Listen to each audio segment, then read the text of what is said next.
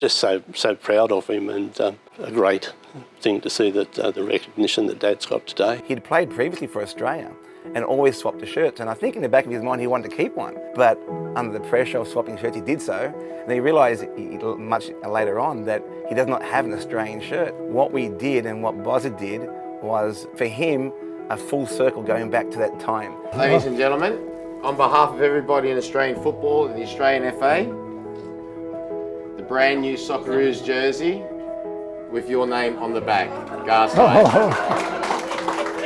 Brilliant. There you go. Yeah? Thanks, Mike. Oh, absolute pleasure, absolute pleasure. A few years ago, I became the hobby historian for the Granville Association. And in doing so, I discovered this wonderful golden age of when our association produced 6 Socceroos in the early 50s. And one of them was Alan Garside. Alan Garside lived virtually 250 metres from this ground on Blackstall Street. And he was telling me how that Blackstall Street produced not 1, not 2, but 3 Socceroos. Of those 6, there were 3 of them were born and raised on Blackstall Street. And I call it the green and gold mile. Good. Come on, legs.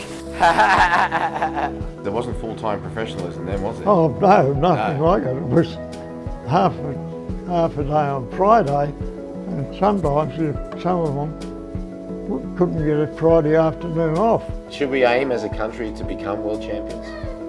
Yes, otherwise you go backwards. Mum spent a lot of time putting that information together. I think there's 3 scrapbooks there where she's cut articles out of whichever paper had the best story, and she used to go into the newspaper on Monday to see what photos they had of the previous games. There's a lot of photos there from the 1952 State Cup that Granville won, and from then on, that's when Dad first started playing in Test matches for Australia. He played for 6 years as an under-11 through to under-16 on this very ground and never lost a single match. But after the war, he just became a scoring machine.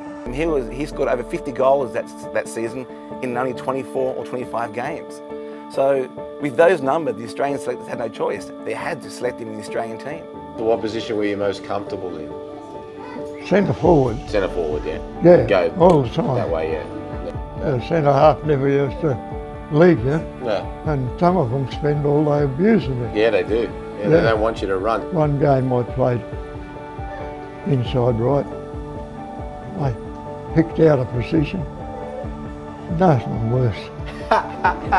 Well, one of the things that the association did 2 years ago was to start these knockout competitions for all our mixed competition, the boys and mixed. And one of them was the under-15s, and this is the Alan Garside Cup. And he, despite being on a walking stick, he made the effort. He wanted to be there for the inaugural running of this cup to hand it to the winner. And I can tell you he was very proud, and his family was very proud. More than ever, I want to make sure that this is a very special occasion that one he can cherish.